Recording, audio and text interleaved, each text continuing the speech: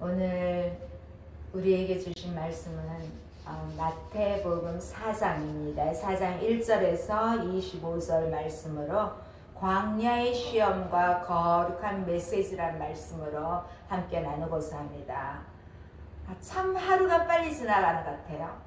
아니, 교회 성도가 많아서 그렇게 막 지금 또 코로나 때문에 신방을 하고 그러는 것도 아닌데, 저는 정말 하루가 안 간다는 사람은 어떻게 보내기 안 가나 싶을 정도로 열심히 달려왔는데, 그랬더니 벌써 오늘 2021년 마지막 주일이 되었습니다. 여러분도 그렇습니까? 1년이 그렇게 빨리 지나갔습니까? 우리 제일 성장하는 것만 봐도 참 빠르다 그러는 걸 아마 느끼겠습니다. 날마다 성장하니까요. 오늘 우리 2021년 마지막 주일 예배를 통해서 우리가 하나님께는 영광이 되는 예배가 되게 하시고, 또 우리 개인에게는 은혜와 축복의 시간이 되기를 바랍니다. 우리가 마태복음 이제 1, 2, 3장을 보았습니다. 예수님이 이제 공생애 이전에 30년 동안 사적인 생활을 하실 때 그 30년의 생활을 한마디로 말하면 저는 순종이라고 할 수가 있습니다. 예수님은 먼저는 하나님 아버지께 순종했고요. 또 육신의 부모인 요셉과 마리아에게도 순종했습니다. 그러니까 예수님은 이제 사적인 생활을 다 마치신 후에 지난주 말씀으로 나눴죠.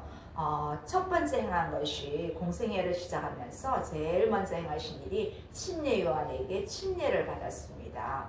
침례 요한은 회개의 침례를 주는데, 예수님은 회개할 일이 없는데도 침례 요한으로부터 그러한 침례를 받았습니다. 이제 예수님은 하나님의 뜻에 순종하였기 때문에 하나님께서도 예수님을 더 높이셨습니다. 그리할 때 성령이 임하고, 또 이는 내 사랑한 아들이요 내 기뻐하는 자라, 이러한 말씀도 들으셨습니다. 그래서 이제 예수님은 그리스도로 세워지시고 사역하기에 이제 시작하십니다. 오늘 4장 1절에서 11절 말씀을 우리 본문으로 읽었는데요.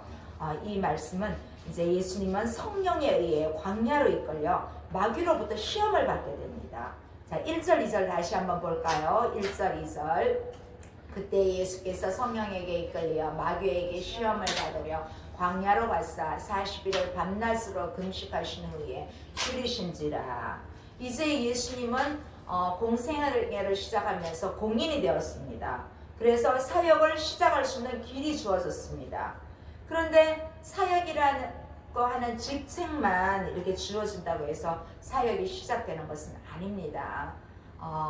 그래서 예수님도 사역을 잘 감당할 수 있는 능력도 갖춰야 하고 여러 가지 인격과 자질을 모두 갖춰져야 하는 것입니다. 그래서 예수님도 사역을 시작하기 전에 미리 이 사역 준비를 강하게 하셨습니다. 그래서 광야에서 40일 동안 금식하시면서 오직 하나님만 바라보면서 그렇게 묵상하면서 기도를 하는 훈련을 받으셨습니다. 아무것도 먹지 않고 그렇게 이제 하나님의 뜻을 구하며 기도했는데요. 그러한 훈련을 이미 받았는데도 성령께서 예수님을 광야로 인도해서 이 광야에서 경건한 훈련을 통해서 영적인 무장을 다시 한번 하게끔 부르셨습니다. 광야하면 여러분 생각나죠? 저도 사실 광야길을 잠깐 걸어봤는데 참 그립습니다. 이 말씀을 준비하면서 또 이스라엘 광야길을 한번 걷고 싶다 하는 그런 마음이 왔습니다. 광야는 옛날 이스라엘 백성부터 경건 훈련의 그 도장이었습니다. 이스라엘 백성들이 애굽에서 나와서 무려 몇 년 동안요? 40년 동안 광야 생활을 할 때 그곳에서는 하나님만 바라보는 그런 훈련을 합니다. 그런데도 그 와중에도 그들은 불평도 하고 그랬죠. 그러면 또 하나님이 고쳐주시고 그런 반복된 생활을 했습니다. 또 성경의 많은 선지자들도 이 광야 생활에서 경건 훈련을 했습니다. 왜냐하면 이 광야는요 사람을 만날 수 없는 그러한 곳입니다. 이제 사람들이 많이 왕래하지 않는 그런 곳이기 때문에 거기에 있는 사람들과 접촉할 수 있는 기회도 별로 없습니다. 거기에 식물들은요 거의 말라 있고, 동물도 보면 뭘 먹을 게 없을까 찾아봐도 아무것도 먹을 수 없는, 동물들조차도 진짜 비쩍 마른 그러한 모습일 겁니다. 광야의 동식물들은요. 그래서 이곳은 정말 혼자서 고독과 어떤 침묵만 있는 곳이 바로 광야입니다. 이 광야에서 예수님이 며칠 동안 금식을 하셨습니까? 40일 동안 금식을 하셨습니다. 그러다 보니까 40일 동안 밤낮을 아무것도 드시지 않고 묵상과 기도를 했기 때문에 인간으로서 즐거움은 전혀 없는 그러한 생활을 40일 주야로 보내셨습니다. 그런데 그곳에서 예수님은 하나님만 만나고 하나님께만 의지하고 하나님과만 교제했습니다. 그래서 예수님이 하나님 안에, 하나님이 예수님 안에 있는 하나님과 예수님이 하나가 되는 것을 확인하고 체험하는 그러한 광야가 되었습니다.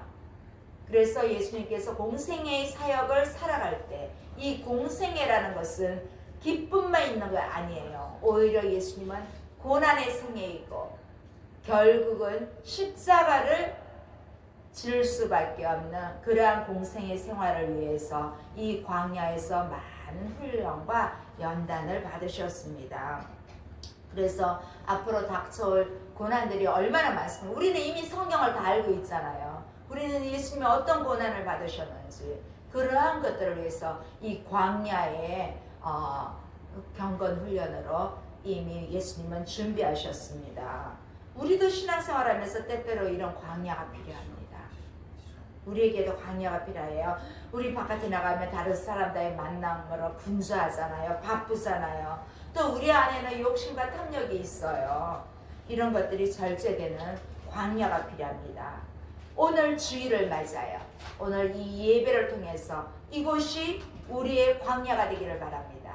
이 시간만큼은 여러 사람과 만나는 모든 생각들, 내가 가지고 있는 욕심과 내 계획들 잠깐 내려놓고 오직 하나님만 바라보는 그러한 광야가 되기를 바랍니다.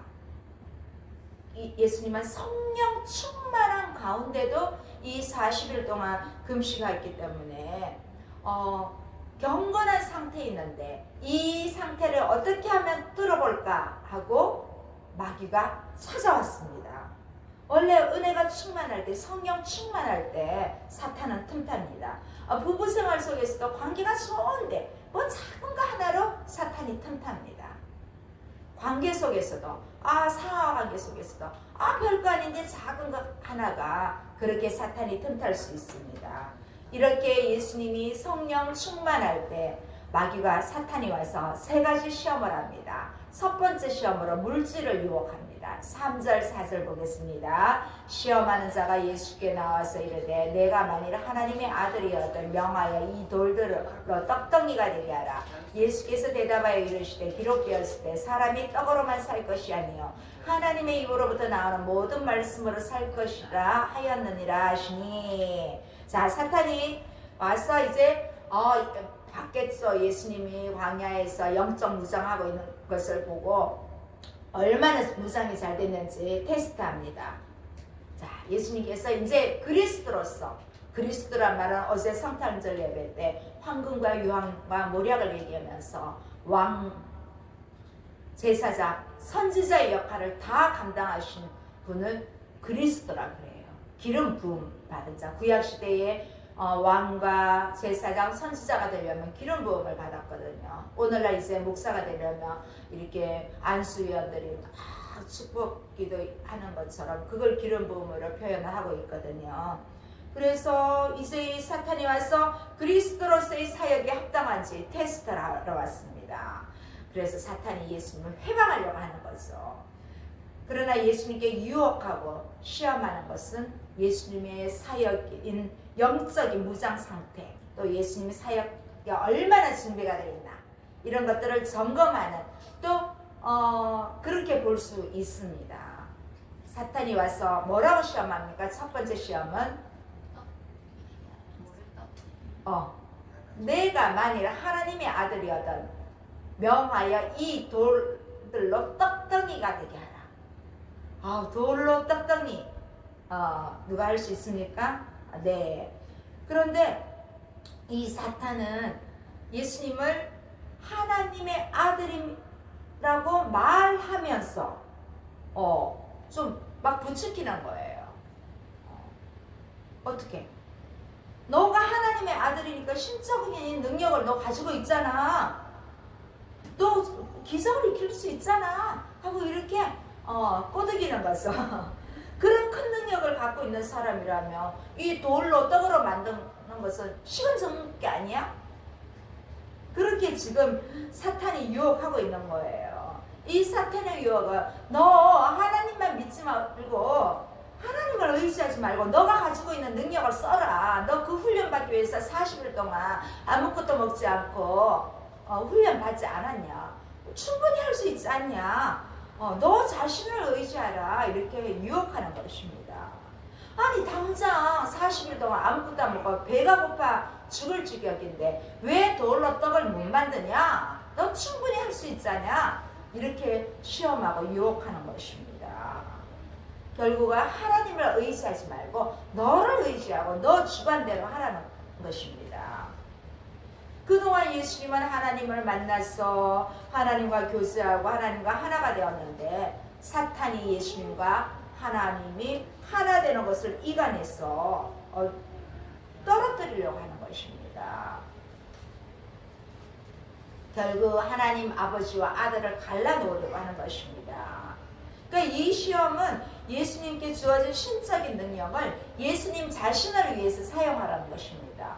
예수님은 이제 이러한 능력들을 자신을 위해서가 아니라 많은 사람들을 위해서 이유에 병든 자, 아픈 자, 고통하는 자 이런 사람들을 위해서 가진 신적인 능력인데 이 사탄에게 속아서는 안 된다는 것입니다. 그래서 예수님은 놀라운 능력을 가지고 계시지만 그 능력을 죽어가는 죄인들의 생명을 위해서 사용하시려고 사용하지 않으십니다. 사탄은 지금 예수님이 하나님을 의지하는 그 믿음을 시험하는 것입니다. 아니 우리에게도 시험하는 것입니다. 우리에게도 사탄이 어떤 것을 시험해요? 우리에게도 제발 하나님 좀 하지마. 예수님 좀 하지마. 그냥 거룩한 척 하지마. 믿음 너무 양심 이런 것도 다 좋지만 먹는 거 물질이 필요하잖아. 돈이 더 중요하잖아. 이렇게 유혹하는 것입니다. 사실 이러한 유혹은 물질이 사람의 가치를 정하는 현대 자본주의를 살아가는 우리들이 가장 많이 겪는 그러한 부분입니다. 우리에게 이런 거 다 오잖아요. 그쵸? 네. 아니 당장 매일 순간 이런 것 때문에 수많은 가족들이 해체되고 그러지 않습니까? 그래서 이걸 이겨야 된다는 것입니다. 우리가 인생을 살아갈 때 우리 믿음이나 양심을 지키는 것보다 윤리적인 것, 도덕적인 걸 지키는 것보다 먹고 사는 문제, 이 돈이 우선이다 보니까 우리 앞을 가로막는 그런 유혹을 우리가 항상 직면하게 돼요. 예수님 믿는 사람이라고 직면 안 하는 거 아니에요. 왜냐하면 우리도 똑같은 육을 가지고 살아가기 때문에 필요합니다. 그러나 이런 것들은 예수님 오늘 뭐라 그래요? 사람이 떡으로만 살 것이 아니라 이러면 떡이 필요하다 안 필요하다? 필요하다예요. 떡이 필요하지만 하나님의 말씀으로 살아가는 것입니다. 자, 떡도 필요 없다는 게 아니에요. 우리 육이 있는데 왜 떡이 물질이 왜 필요 없어요? 당연히 필요합니다. 신명기 8장 18절에는 재물도 하나님이 주시는 능력이라 그랬어요. 하나님이 능력이 있어야만이 돈을 벌 수가 있어요. 그렇게 모세는 그 신명기에서 그렇게 말하고 있어요. 자, 그런데 우리는 성도들에게 있어서 이 하나님의 말씀은 신앙과 생활의 유일한 법칙이고 기준이어야 합니다. 우리가 먹고 살지만 말씀 안에서 모든 걸 하라는 것입니다. 정말 이 시대가 너무 변해요. 환경도 너무 많이 바뀌고요. 그러나 하나님의 말씀은 어떤 상황, 어떤 신뢰에도 변하지 않는 유일한 법칙이 되고 표준이어야 합니다. 그래서 무엇을 계획하더라도 항상 하나님의 말씀 안에서, 여러분 P31이라는 책도 있잖아요. 그분 그렇게 한번 해보십시오. P31을 한번 다시 이번에 사업계획서 쓰면서 읽어보면 좋겠습니다. 자, 네, 예수님은 마귀로부터 유혹이 왔을 때 하나님의 말씀으로 무장하고 단호하게 말씀으로 물리치셨습니다. 자, 이제 첫 번째 시험에 실패한 마귀가 포기하지 않고 두 번째 시험을 또 합니다. 이번에는 명예로 유혹을 합니다. 자, 5절에서 7절 보겠습니다. 이에 마귀가 예수를 거룩한 성으로 데려가 성전 꼭대기에 세우고 이르되 내가 만일 하나님의 아들이어든 뛰어내리라. 기록되었을 때 그가 너를 위하여 그의 사자들을 명하시니 그들이 손으로 너를 받들어 발이 돌에 부딪히지 않게 하리로다 하였느니라. 예수께서 이르시되 또 기록되었을 때 주 너의 하나님을 시험하지 말라 하였느니라 하시니라. 자, 이제 예수님을 어디로 데려갔어요? 성전 꼭대기에 데려가서 뛰어내리라고 합니다. 여기서 뛰어내리더라도 하나님께서 천사들 보내서 안전하게 보호줄 테니까 한번 뛰어보라고 또 유혹을 합니다. 두 번째 마귀의 시험은 예수님이 하나님을 믿고 의지한다는 사실을 잘 알기에 또 사실 여러분 마귀도 하나님 말씀을 알아요. 그래서 하나님 말씀을 잘 안다는 사실을 이용해서 성경을 이용해서 마귀도 예수님을 유혹했습니다. 마귀도 보면 성경에 대해서 하나님에 대해서 잘 안다고 그렇게 성경에 나와 있습니다. 그런데 성경을 잘 알고 있는데 아주 교묘하게 재편집하고 왜곡해서 성경을 사용합니다. 이단들이 그렇습니다. 이단들이 성경을 아는 부분을 교묘하게 재편집해서 그렇게 사람들을 유혹하고 있습니다. 특히 이 예루살렘 성전은 헤롯이 세운 성전이었다. 헤롯 때 세워진 성전이라고 말씀드렸죠. 이 예루살렘에는 사람들이 많이 모여요. 그래서 그곳 성전 꼭대기에 뛰어내렸을 때 예수님이 전혀 안 다치고 안전하다고 하면 사람들이 쳐다보고 저분이 진짜 대단한 분이시다, 진짜 메시아구나, 그렇게 생각할 것입니다. 그렇게 되면 예수님은 인기가 올라가고 유명하게 될 것입니다. 그러면 앞으로 예수님이 사역하실 때 별로 큰 어려움 없이 쉽게 사역을 할 수 있을 것입니다. 그런데 예수님은 그런 마귀의 유혹에 단호하게 물리쳤습니다. 그런데 오늘 우리가 좀 아이러니한 건 사탄의 논리에 따르면 하나님을 믿는 자들은 반드시 그 어떤 어려운 순간에도 다치지 않고 죽지 않아야 됩니다. 그러니까 이 마귀는 이러한 성경을 가지고 그 예수님은 하나님 말씀을 순종하는 반면에 그런 작은 성경 지식을 인용을 하는 것입니다. 그러니까 마귀는 하나님을 믿고 인정하는 척 흉내는 냈지만 예수님은 하나님을 전적으로 믿고 의지했습니다. 자, 예수님은 마귀의 거짓됨과 마귀의 말씀 왜곡을 지적하면서 마귀의 유혹을 이번에도 단호하게 주 너의 하나님을 시험하지 말라 하면서 승리하셨습니다. 자, 마귀가 첫 번째, 두 번째 시험에 실패한 후에 세 번째, 끈질기게 돼요. 세 번째 또 예수님께 와서 시험합니다. 얼마나 중요한지 한 번, 두 번이 안 되면 말아야 되는데 더 달라붙어서 끈질기게 예수님을 유혹하고 또 공격합니다. 이번에는 권력으로 유혹을 합니다.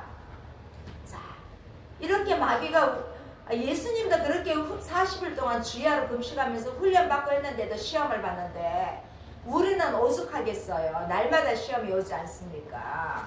자, 그래서 우리는 우리를 유혹하고 넘어뜨리려고 이 마귀는 순간순간 지켜보고 있기 때문에 우리도 늘 예수님처럼 경건 훈련에 힘써야 합니다. 자, 8절에서 11절 봅니다. 8절에서 11절. 마귀가 또 그를 데리고 지극히 높은 산으로 가서 천한 만국과 그 영광을 보여 이르되 만일 내게 엎드려 경배하면 이 모든 것을 내게 주리라. 이에 예수께서 말씀하시되 사탄아 물러가라 기록되었을 때 주 너의 하나님께 경배하고 다만 그를 섬기라 하였느니라. 이에 마귀는 예수를 떠나고 천사들이 나와서 수종드니라. 자, 마귀가 예수님을 높은 곳에 데리고 가서 천한 만국의 영광을 보여주면서 마귀한테 경배하며 이 모든 것을 다하여 주겠다고 유혹합니다. 마귀란 뜻의 이름 중에 거짓말쟁이라는 게 있어요. 그래서 마귀는 거짓말 잘합니다. 우리 가능하면 거짓말 하지 맙시다. 그러면 마귀하고 비슷한 속성을 가지고 있습니다. 자, 온 우주 만물이 자기 것이 아니잖아요. 그런데 마치 자기 것이냐 그렇게 다 주겠다고 합니다. 그리고 하나님을 배반하고 나만 경배해 그러면 모든 걸 주겠고 왕권까지 주겠다고 이 마귀는 그렇게 예수님을 유혹합니다. 그때 예수님은 뭐라고 책망합니까? 주 너의 하나님께 경배하고 그를 섬기라 그렇게 책망하면서 단호히 또 예수님은 물리치셨습니다. 자, 그러면 왜 우리는 하나님을 섬기며 경배하고 예배합니까? 하나님께서 나에게 무엇을 주시기 때문에 하나님을 경배하는 것은 아니죠. 하나님은 하나님이시기 때문에 예배하고 경배하는 것입니다. 여러분 부모님이 아주 흉악 죄를 지었다고 부모가 아닌 건 아니잖아요. 그것처럼 또 너무너무 훌륭한 분이라고 또 부모님이 내 딸이 너무 부족하다고 부모가 아니다고 또 할 수 없잖아요. 부모가 자식이 아니라고 할 수 없는 것처럼 우리는 온 우주 만물의 주인이시고 내 생명의 주인이시고 내 인생의 주인이시기 때문에 우리가 경배하고 예배하는 것입니다. 우리 중에 무언가를 해주시기 때문에 믿고 예배드리는다면 우리 그런 거 이제 내려놓읍시다. 우리는 오직 하나님이시기 때문에 자, 하나님은 우리의 주인이시고 내 생명과 내 인생의 주인이기 때문에 저는 그렇게 목회합니다. 힘들고 그렇지만 이 하나님이 세워주셨고 내 인생의 주인이시기 때문에 내가 이 일을 가장 기뻐함으로 올려드릴 수 있는 일이기 때문에 하는 것입니다. 여러분의 일이 그렇게 되기를 바랍니다. 그래서 예수님은 또 쉬운 길, 어려운 길, 어려운 길이 아니라 편한 길 다 또 물리치고 마귀의 유혹을 단호하게 물리치셨습니다. 잠깐 마귀에게 경배하며 이 모든 것을 더하여 줄 텐데 예수님은 이번 이 고난과 힘든 사역을 다 이겨내고 하나님 앞에 전적으로 순종하며 하나님의 뜻으로 나아갈 때 높여주실 것을 믿고 이 배고픔 가운데 40일 동안 진짜 아무것도 안 먹으면 돌도 씹어 먹을 수 있을 배고픔인데 그 모든 과정을 오늘 우리가 마태복음 4장 1절에서 11절까지는 가장 영이 깨끗할 때 예수님은 마귀로부터 그러한 시험을 다 물리치셨습니다. 우리에게도 시험이 매일 올 겁니다. 매일 안 오는 사람 별로 없을 거예요. 그때마다 크든 작든 물리칠 수 있기를 바랍니다. 이제 예수님은 광야의 시험을 무사히 통과하신 예수님은 침례 요한이 체포된 소식을 듣고 갈릴리로 가십니다. 12절 13절입니다. 예수께서 요한이 잡혔음을 들으시고 갈릴리로 물러섰다가 나사렛을 떠나 스불론과 납달리 지경 해변에 있는 가버나움에 가서 사시니 자 예수님의 고향이 어저께 성탄절 말씀에 어딘지 기억나십니까? 나사렛. 네, 예수님의 고향은 나사렛이고요. 그런데 예수님이 활동한 곳은 나사렛 근방인 가버나움이에요. 가버나움에서 많은 병사들도 고치고 그랬어요. 근데 예수님이 자란 곳인 나사렛은 스불론 지역이에요. 여러분 스불론이랑 납달리가 누군지 아십니까? 야곱의 12아들 이름이에요. 야곱의 12아들 이름 중에 있어요. 야곱의. 그래서 이 나사렛은 스불론 땅 지역이고 또 예수님이 활동하신 가버나움은 납달리 지역에 속했습니다. 자, 그래서 마태는 이 이야기를 이사야 선지자가 한 말을 인용해서 말합니다. 14절에서 16절입니다. 이는 선지자 이사야를 통하여 하신 말씀을 이루려 하십니다. 일렀을 때 스불론 땅과 납달리 땅과 요단강 서편 해변길과 이방의 갈릴리의 흑암에 앉은 백성이 큰 빛을 보았고 사망의 땅과 그늘에 앉은 자들에게 빛이 빛이었도다 하였느니라. 자, 이 마태는 하나님의 통치를 실현하는 메시아가 왜 예루살렘이 아니라 갈릴리에서 활동하게 됐는지 그 근거로 이사야서 9장 1절과 2절을 사용합니다. 우리가 앞에 읽은 내용 중에 성경 중에 이방의 갈릴리라는 말이 있었잖아요. 이 이방의 갈릴리라는 표현은 이 지역에 비이스라엘 출신들이 많이 산 것과 관련이 있어요. 그래서 갈릴리 거주민들은 그 주전 732년에 유대가 아수르의 침공으로 이제 포로로 끌려갔고 그래서 외국인들로 이 갈릴리의 인구가 채워졌습니다. 오늘날 우리 한국 같은 경우, 대한민국 같은 경우도 외국에서 오는 다문화 가족이 없다면 우리 진짜 인구 더 줄어들 거예요. 그래도 결혼 이주 여성들이 한국에 많이 옴으로써 그나마 지금 OECD 출산율 최저한데 그들조차도 없다면 우리가 진짜 심각한 문제입니다. 완전 고령 사회거든요. 지금은 고령화가 아니라 고령 사회입니다. 고령 사회는 65세 인구가 제가 알기로는 14% 이상이면 고령 사회로 제가 알고 있거든요. 근데 이 지역 마찬가지로 이방의 갈릴리 사람들이 많이 이렇게 모여 있는 것이었어요. 그래서 이 유대인들은 이방인들과 사마리아인들 특히 상종도 안 했잖아요. 이렇게 그냥 지나가고.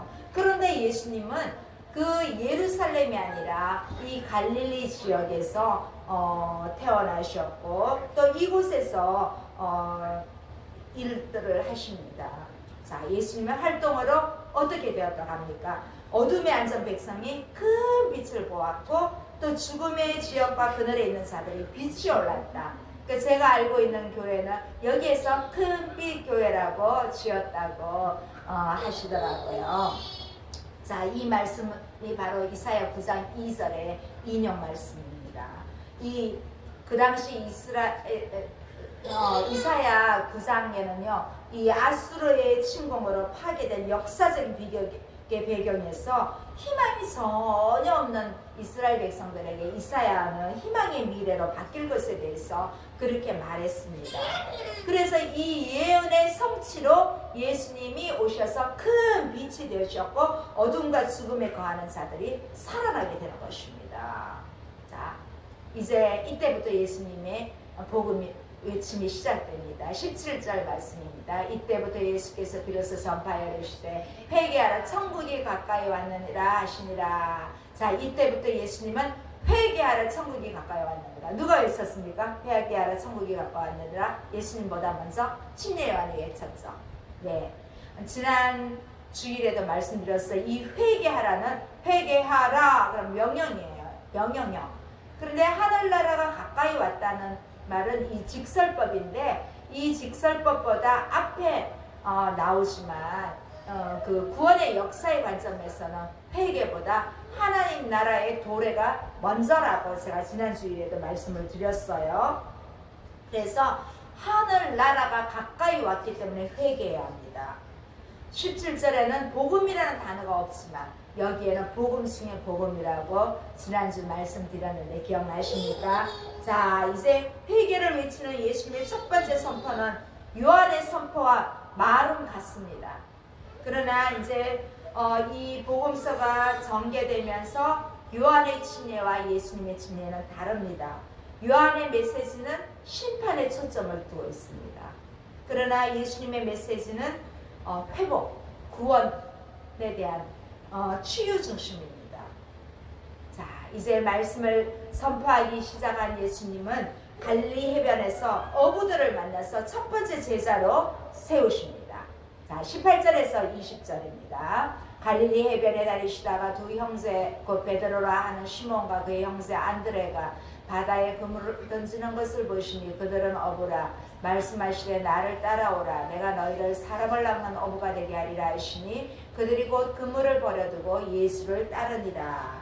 자, 갈릴리 바닷가를 거닐던 예수님은 물고기를 잡고 있던 베드로와 안드레 형제를 보았습니다. 뭐라고 명합니까? 예수님은 그들 형제에게 나를 따르라 그렇게 명합니다. 그 당시 이제 랍비들에게 그 배우는 학생들은 항상 그들 선생님과 같이 거주하면서 교육을 받았습니다. 오늘 예수님은 제자들을 선택하는 과정에서 삶의 현장으로 찾아와서 어부들을 제자로 부르십니다. 그리고 예수님은 그들이 사람 낚는 어부가 될 것을 약속하십니다. 그랬더니 베드로와 안드레가 어떻게 했습니까? 그물을 버려두고 예수님을 따랐습니다. 이 그물을 버린다는 것은 예수님을 따르기 위해 기존의 어떤 생활 방식, 물질적인 소유를 다 버렸다는 것을 의미합니다. 또 더 가시다가 자 21절에서 22절 볼까요? 누굴 만났는지. 거기서 더 가시다가 다른 두 형제 곧 세베대의 아들 야고보와 그의 형제 요한이 그의 아버지 세베대와 함께 배에서 그물 깁는 것을 보시고 부르시니 그들이 곧 배와 아버지를 버려두고 예수를 따르니라. 자, 이어서 예수님은 세베대의 아들 야고보와 요한을 제자로 부르십니다. 예수님의 명령을 들은 이 두 아들은 배와 누구를 버립니까? 아버지를 버립니다. 예수님을 따르는 사람들에게 가족을 버린다는 것은 진짜 큰 아픔이고 가족들도 마찬가지입니다. 고통입니다.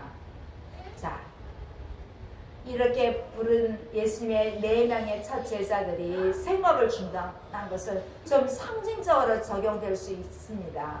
그러나 즉시 반항하고 자신의 소중한 것을 다 버린다는 것은 이 문자적으로 또 적용해야 됩니다. 그러나 여기서 예수님을 따른다는 것은 하나님 나라의 복음에 대한 반응으로 즉시와 버림으로 그렇게 대변하고 있습니다. 자, 이제 앞으로 전개될 예수님의 가르침과 치유 사역이 마지막 단락에 요약되어서 나오고 있습니다. 23절에서 25절 보겠습니다. 예수께서 온 갈릴리에 두루 다니사 그들이 회당에서 가르치시며 천국 복음을 전파하시며 백성 중에 모든 병과 모든 약한 것을 고치시니 그의 소문이 온 수리아에 퍼진지라. 사람들이 모든 앓은 자 곧 각종 병에 걸려서 고통당하는 자 귀신 들린 자 간질하는 자 중풍병자들을 데려오니 그들을 고치시더라. 갈릴리와 데가볼리와 예루살렘과 유대와 요단강 건너편에 수많은 무리가 따르니라. 자, 예수님은 갈릴리를 다니시면서 가르치시고 복음을 선포하고 모든 질병과 모든 아픔을 치유하십니다. 그러면 여기서 예수님의 사역을 크게 두 가지로 나눌 수 있는데요. 가르침과 치유로 나눌 수 있습니다. 특히 이 복음은 예수님께서 가르치고 또 전한 것에 이 목적이 있어요. 이제 이후에 예수님이 죽으시고 다시 부활하시기 위해 제자들이 그렇게 해야 할 사명을 주는 그러한 주제입니다. 오늘 여기 마태는 예수님이 아픈 자들을 치유하고 귀신을 쫓아내는 모습을 강조하고 있습니다. 예수님의 치유 활동이 어디까지 갔다가 아까 성경 기억나십니까? 수리아. 수리아는 지금 어디 있냐면 비슷해요. 수리아 비슷한 지역. 시리아. 지금의 시리아예요. 수리아가. 네, 전역이 알려지자 사람들이 아픈 자들을 데려왔고 예수님은 그들을 치유해 주었습니다. 이 치유는 기름 부음 받은 자 메시아로 오신 예수님이 하늘나라를 가져오며 이 땅이 회복되는 것을 보여주는 대표적인 사역이 바로 예수님의 치유 사역입니다. 왜냐하면 새 창조, 하늘나라는 아픔이 없거든요. 아픔과 고통이 없기 때문에 이제 예수님이 오심으로 이 땅에서 많은 병사들을 치유하고 한 것들은 어떤 새로운 것을 새로운 나라가 도래된 것을 보여주고 있습니다. 자, 오늘 말씀을 마무리하고자 합니다. 우리의 신앙은 늘 유혹받고 시험받고 도전받지만, 그런데 여기서 지거나 포기하는 것이 아니라 내가 하나님의 것을 선택하는 것입니다. 근데 여러분 선택 안 하고 싶을 때가 있잖아요. 근데 선택권 이건 누구한테 있다? 나에게 있다는 거예요. 내가 조금 더 양보하고 하나님의 편에 서서 선택을 해야 되는데 그냥 사탄의 꼬임에 그냥 그쪽을 선택하다 보면 좋지 않는 결과가 나오는 것입니다. 그래서 이 선택하는 것에서는 우리에게 책임과 지혜가 필요합니다. 책임과 지혜. 신앙에 있어서 핑계하지 못하는 이유는 환경이 우리의 신앙을 좌지우지하지 못하기 때문입니다. 인정하십니까? 신앙은 어떻게 하면 하나님의 은혜와 복을 믿음으로 믿을 수 있느냐?